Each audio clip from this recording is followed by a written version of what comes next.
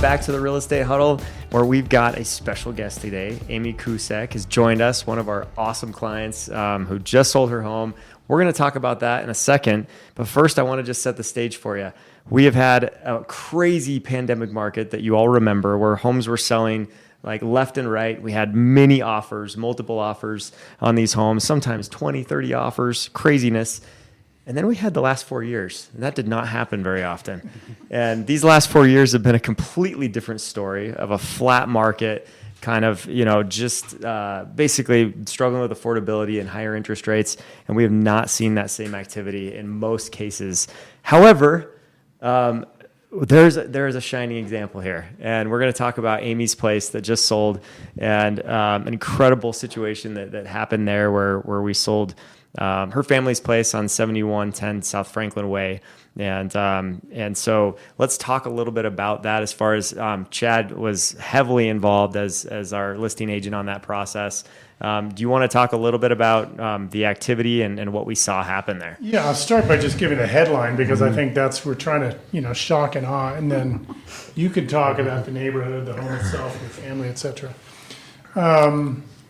We'll give you a lot more context, but out of the gate, the headlines are: we had 141 showings, often 4 deep. We ended up with 23 offers when we locked it down after 1 week. Half of those were investors, but more importantly, the other half were not.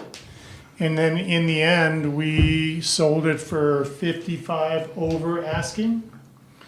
But as you'll hear as we get into it, we had early offers from investors, and we were $100,000 over that. So, well, this must have been 2021, right? No, 2021 days ago. Oh, okay. Anyway, I think that's really unique. The market is alive. We hoped, we didn't know, and we just found this crevice where we didn't not appeal to anybody. I think that's what's worthy of the story. That's so awesome. If that is a setup, talk a bit about this house. Sure. Where it is, anything, the history about it, your folks. Yeah. So my mom and dad bought the house in 1986, and we were living in Salt Lake City, Utah. Graduated from high school there in 85, but my dad... Which school? Which school in Utah? I went to Judge Memorial Catholic High School. Judge Memorial, yes. Go Bulldogs. A girl that plays on my daughter's team, on a Utah team, Right goes on. to Judge Memorial. Well, I would have gone to Alta. That would have been my school. Public school, if I yeah. didn't go to the Catholic That's High awesome. School. Yeah. Both so- my You're at the parents ski grew up resort, there. Alta? Is that why it's named that?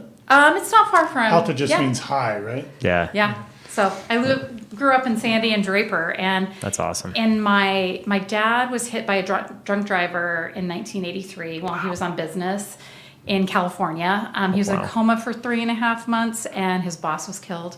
And so he was medically retired. So he came back, and it took a while to rehab him.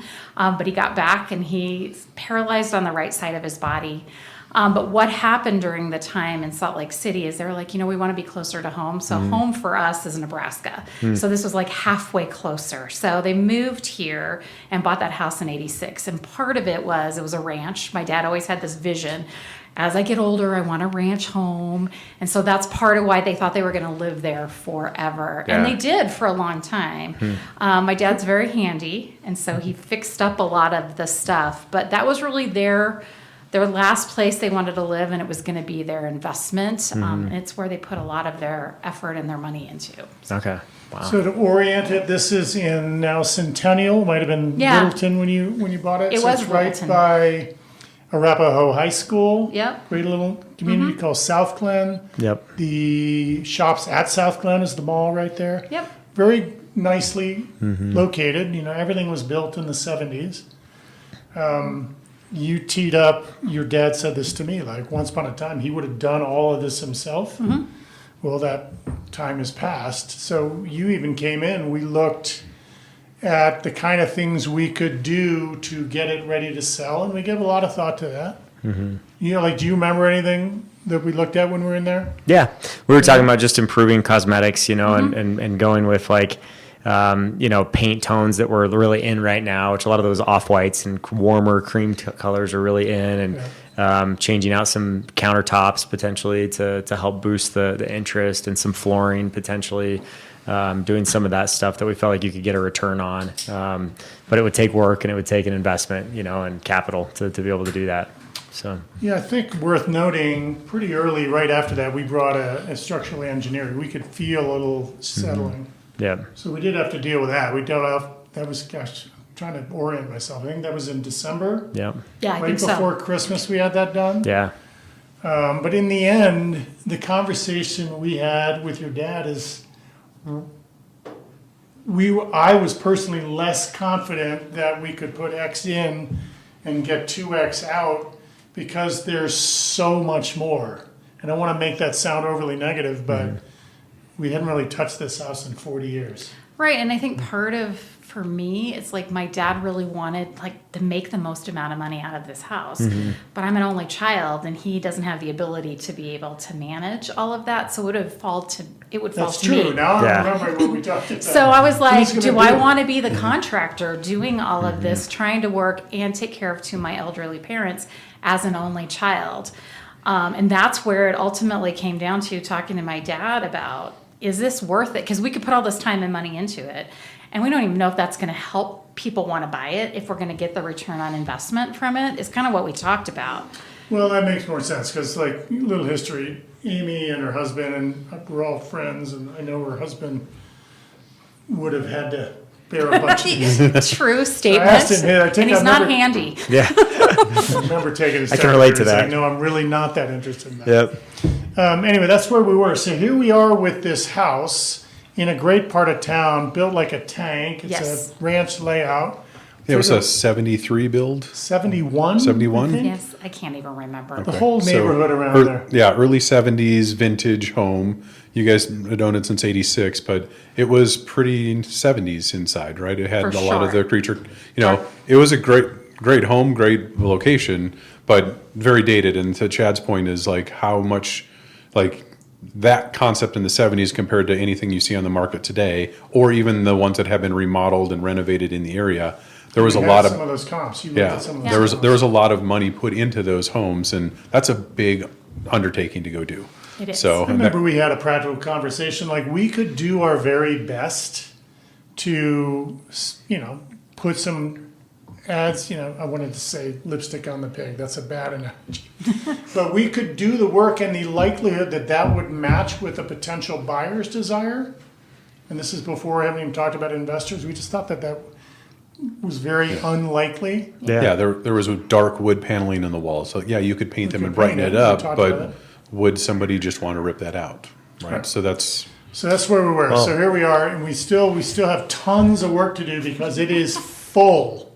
The entire house is full of Wall-to-wall furniture. 1970s. yeah. So how did the rest of the listing prep go? And then I want to talk later about pricing, of how Yeah. what this pricing strategy was like. But how did you clear everything out? How did you get all that done? Sure. One of the things that I think was instrumental in helping us move forward is finding the next place for my dad to live, because we could then move what he needed over there, and it kind of cleared out the space for me to be able to be like, all right, what's next? So with Chad's help, like helping me identify an estate company, and then we did a clean out. It took a few months. I also had family come and help a few weekends. It took a few months, Yeah, but we we never got rushed it. ourselves, and we were out looking fairly actively to find a new home for your dad before That's we true. said, before you guys said, forgot we're about just that. going to move him into assisted living where your mom is. Yep. But that was a couple It months. was a few months of looking. So But we found an estate person, and that really became the point Yes. to get started and move. Yeah. And then there was a whole bunch of stuff left, and that's what you were just talking about, that there's still. there was still selling more stuff. stuff that didn't sell. So I reached out to Corbett's, and they were awesome and came and did a clean out, and we're still getting a little dribble of money here and there. But it just made it easy to not have to manage it all myself. Yeah.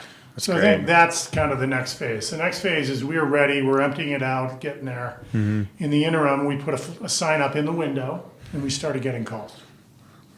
So we got 2 unsolicited offers from investors, which not that exciting Not that for exciting. you nor me. No, we were not wowed. but they were similar enough that we thought we got to know more about Yeah. that equation. So I asked, Brock came in on behalf or with an investor friend. As I recall, he was going to put the most in. He was going to be the most aggressive on what he thought he could sell for, and was in the same range in terms of what he was willing to pay. I then brought a very close friend of mine in, who he and his wife do a lot of flips.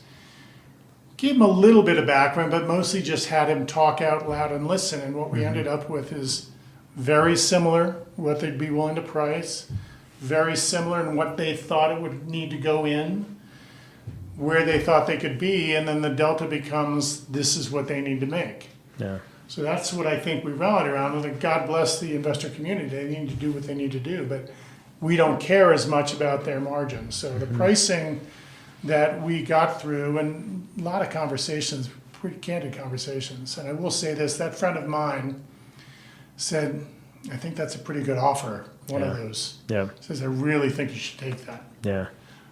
And I said, fair, but we're never going to know until we hit the market. So he said, I totally buy that. Yeah. But I think in the end, that's a pretty good offer. He later told me that he went home and was talking through it with his wife. And after that conversation, he almost picked up the phone and said, I really think you should take that other offer. He didn't tell me that at the time. But here's the rough math. We were getting offers. Is it okay if we talk about price point? Absolutely, it's fine. Okay. We were getting price offers across the investment communities around 475. And they all thought that they were going to need 125, 150 grand to go in. And then they thought the most that they could get was high sixes, maybe 720, right?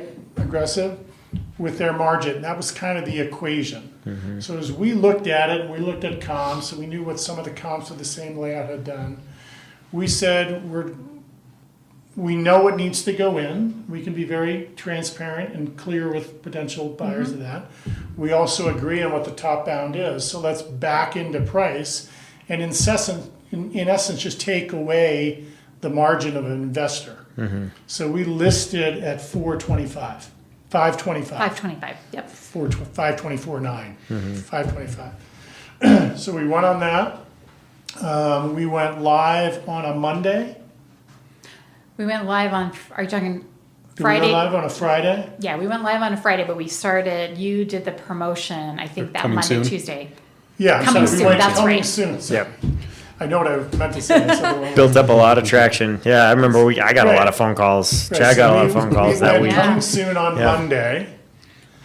By Wednesday, we had 50 scheduled showings. I think so, yeah. And I think it's important to point out too that like in that area, they're like a well updated single family home. Like it's interesting to see something in the fives, right? Because it's like, whoa, like that looks like a good deal, and that helps people like get their eyes on it, where a lot of times you're seeing stuff in the sixes, stuff like that. That's pretty common. And so I think because that price point was lower than the average, it caught investors' eyes, and it also caught owner-occupants' eyes that are like, I just need a place that I can afford, and I can work on. Yeah, we So- maybe missed a couple of our conversations. Like we were not averse to selling to an investor. We didn't want to do it by being put out of control of the process. So what we were hoping to do with that price point is, as I said earlier, no one is going to look at that and say, my God, that's overpriced, because it's not. Yeah. But we understand what we're up against, and we wanted all parties to come take a look. Yeah. And that's what we did really well. So Yeah. the first part of our strategy, pricing-wise, was to open the door to anyone, and I think we did pretty well with that. So coming soon Monday, 50 right out of the gate, and we had 3 more investor offers. 2 very similar to what we'd seen before. One which was a little better. But the more we started seeing these scheduled showings take place, and they all had agents, we're getting more and more of potential buyers who are looking at for themselves. That's what got exciting. Yeah. Yep. Definitely. So Well, and you have to ask yourself, if the pricing strategy would have been price it at 600 or price it at 575, would we have gotten the traffic that we got? Well, I don't believe we would have. Yeah, I don't either. And I think it would have sat on the market, and I then we agree. would have had to drop and drop and drop again, and probably get down to that 540 mark, 535 before we got something. And so by pricing a little more aggressive on that 525 side, it created a storm of activity, Yeah, that's good. which was pretty cool. So pretty quickly by Thursday, we're like, we have all we need. We have the activity Yeah. that we can close this on our schedule. So we set a deadline of Monday for all offers. Noon. Yep. And then that really became the process. And I think the next part of the process that I think is worth sharing is we have all these engaged people, and they realize when they were just doing a showing with 3 other groups, they know there's a lot of activity. So they're at their very best. And they're simply asking us, we're thinking this, how would that do? Would that get us to the top? And it created this really unique, perfect storm as a real estate agent, a listing agent, to say, no, I don't think that would. You got to be north of this. You got to be north of this. Yep. Little by little, we were able to normalize and elevate all offers across the board. And that's true of the investors, as well as, more importantly, with this excited group we had of Owner-occupants. Of buyers. Yeah, yep, So definitely. through that weekend, it kind of set ourselves up for a kind of a tough, Monday, Tuesday. Busy. Yeah. It's busy when you got that It was much busy. communication and Do it again in a activity. heartbeat. It was great. Yeah, it was fun. Because things were, a lot of people said, hey, I really liked it, but that's just too much work. Yeah. That's fine. Well, and Or I most, can't go that far, so we have to bow out. yeah. What a contrast too from like the normal process of like what most homeowners do right now. We lead the nation in price cuts, price reductions in Denver. Denver market. And Oh, so not surprised. like most people in Denver are setting a price that is kind of a bold price and then hoping and praying that somebody comes to look at it and let alone offers on it. And then when they don't, they react to it and they drop, and then they drop again and then drop again. And that's what's typical, multiple price drops before you get to an equilibrium of value, And so I remember Chad saying when we were talking through this, and he was like, it's like we set our own market here.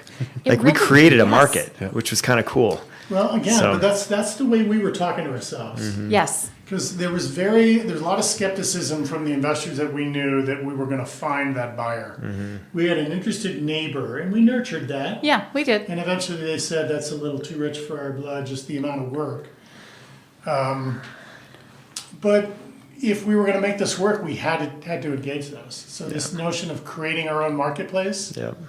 I think I wrote that in the lead up. Like, real estate's a pretty efficient marketplace as a whole, right? Different variations by market, but less so at the micro level on the individual house. So we really set out to say, if we got to find this marketplace, and one easiest way to do that is with price. Yeah. But through the course of that weekend, we had a really, really vibrant marketplace going, and little by little, Definitely. it was so Organic. organic, but like as an agent to be able to be so, transparent without, always being true to everyone's trust to get the very best out of everyone. That's kind of a once, maybe, knock on wood, it may be a once in a lifetime experience. Hopefully not, but you never know. Yeah. Yeah. And my dad was extremely happy with it. Yeah, He we're was giving willing him to. That's awesome. Yeah, we were giving him updates all along, and he could not believe how many people. And then, my mom has dementia, and one of the things, her house is her pride and joy. And so I was able to tell her, you had 140 people come through your house, Yeah. and it pushed the price up. And for that was enough for her to just feel really good about what happened in the end. So making both my parents proud, is just an added benefit of this whole process. Yeah. That's awesome. Yeah. That's It was really very cool. rewarding there. Love So to hear we that. zeroed in. Question? They lived there, 40 years? So, Yeah, 40 years. So it just validates that, hey, we bought well 40 years ago, That's right? To get that 140 showings. So Absolutely. And it also shows that the market in Denver is, people are listing their homes and doing a good job of making them show ready and that type of stuff. There's not as many fixer uppers, if you will, for people to earn sweat equity. And this one is where an owner occupant could put some time. It was perfectly livable, but you could put some time and money into it and make it, even bigger. And it's a limited market right now when you have such a compressed or small amount of inventory in comparison to what you've seen in the past. So Yeah, for sure. just I echo think that. we got a lot of that from the potential buyers saying, we're not going to rush at it. We're going to do a bathroom to start, but we're going to take our time and spread that out. Yeah.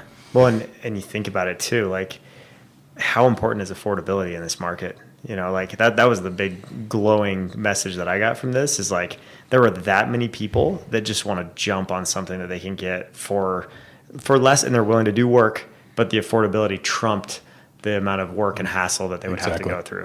And so Not for everybody. A lot of people are very candid. Like, It's too much. We talked about it. We just don't think we can tackle that much.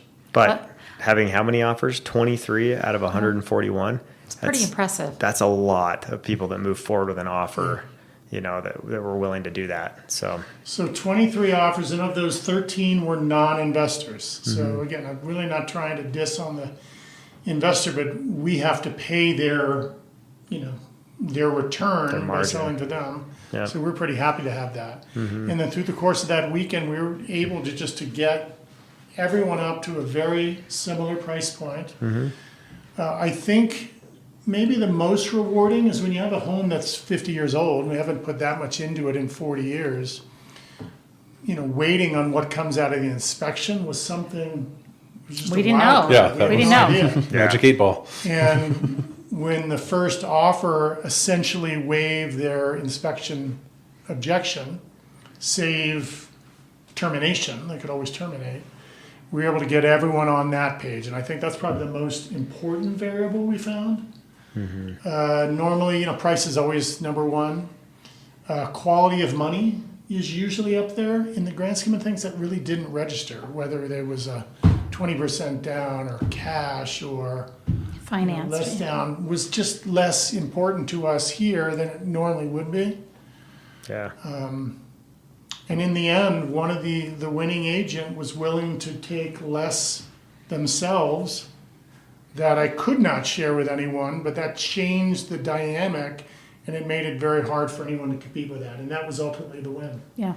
And yeah, that was by, 3:00 on that Monday, the second Monday. Yep. And we walked over to her dad and walked him through and showed him all 23 and showed him where we thought it was pointing, and he signed right away. that's Yeah. awesome. That's Yeah. great. I love hearing a success story like this, and it doesn't happen without awesome people, that we get to work with. So we appreciate you and your parents and the opportunity to work with you on this. And we're so happy to hear that they were thrilled with the results. And Yeah. it's It's just been a great experience. It really was. Good. To have a partner with Chad and with Yeah. you all, just really think through what is the best way to approach this. yeah, In the end, and it happened so fast too. What is it like?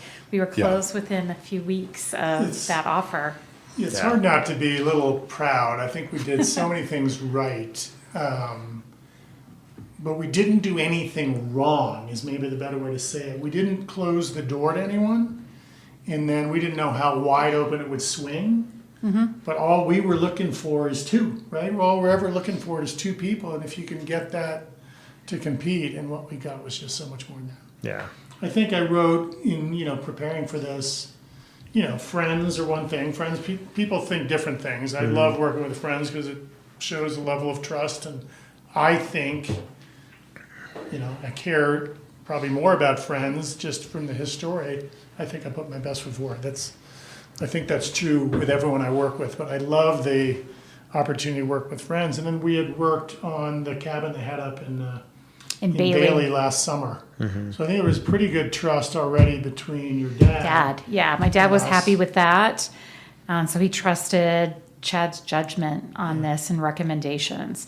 And some of those conversations were hard to have with him too, because he had this dream and Chad had to kind of talk him down This a was in little. the cabin. The cabin and Yeah. with the house, I think you had to talk him down. But That's the way it. that you approached it really did work for him, and he understood and he got on board pretty quickly. That's great. Yeah, that was the research we did with the investors, with you guys coming in. That's what we really sat down to talk. That's through. exactly it. This is what we know, and if you feel good about that, we can do that today. Yeah. And we don't have to do anything else. Yep. That doesn't feel like the best we can do. Mm-hmm. And he agreed, so we went live, and then net, it's almost $100,000 he netted. Yeah. It's exactly $100,000. Without me having to manage contractors. That's awesome. Yeah. Terrible to there you say, go. but I'm like, No, not easy to do. That's a bit. It takes a special person and a special set of patience to be able to do all of that, and time. yeah, and some people are really good at it, but if you only do it once every 10 years, it's becomes a challenge. more, right? it can be It's- frustrating. Yep. So, but things like that happen. Like everything breaks. There's always a contingency. Like Yep. So if you you get numb to that a little bit, it's easier to deal with. But once every 10 years, it can be kind of frustrating. So I get it. Yep. So, but no, it's good that you guys had the ability to put that trust in Chad. He's already built up part of that relationship with you. But no, we walked through the home, and after hearing the story, and I heard the number of showings that were scheduled already, I was just like, that's impressive. So, but it just again echoes the affordability in the marketplace. So I think that's how we started this, is where was the market? We knew it was kind of poised. The market's alive and well, but you have to price accordingly. We've talked a lot in the last several months about, in my perception, any listing agent who was alive and working in 2021, you're used to what you're used to, and the analysis we do to create valuation and comparables were spot on, but the market was bleeding a little down and we were playing catch up. And I feel like in your case, last spring, we really hit it. Yeah. And we weren't lowering our price. We still do sometimes. Yeah.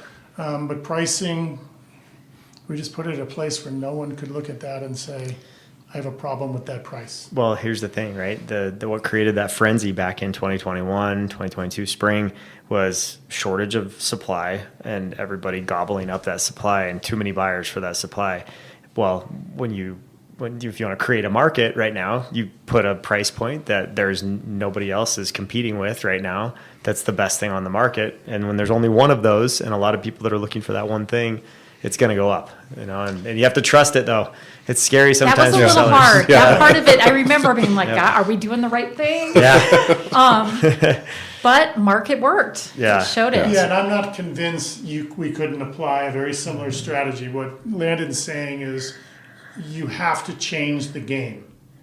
And sometimes changing the game is going to a price tier that no one expects this home to be in to get everyone's eyes on it. And And then then you just need a few of them. 20 help, but you just need 2 to get back. yeah, the market Under will pressure. correct. The market will dictate whether you're priced too high or priced too low. In this case, good strategy. It was priced lower and it got brought up. You're priced too high. You don't get 141 showings. You get 1 to 4 showings in a month. If we So, had listed this home at 580, we would not have had showings. yep. Yeah. Now you're chasing it the other direction. So. It's awesome. Yeah. Well, good deal. Well, Amy, thank you for coming in and joining us Yeah. today. We appreciate you doing that and taking some time. And on this show, we like to try to give a really clear picture of where the market's at, and understanding that so that our listeners can see that. And this hopefully gave some really good insight to a specific home and a specific situation of where the market's at and where it can be, for you or anybody else who's listening. And so if anybody, has that kind of a need, especially with so many people going through aging parents and trying to care for them and multi-generational living right now and all of that's going on, it's happening more and more. We hear about more and more situations like that. That's definitely something that we specialize in, would love to help with. So give us a call and we'd love to talk about your specific situation. And we'll wrap up with that. I guess we'll see you on the next episode.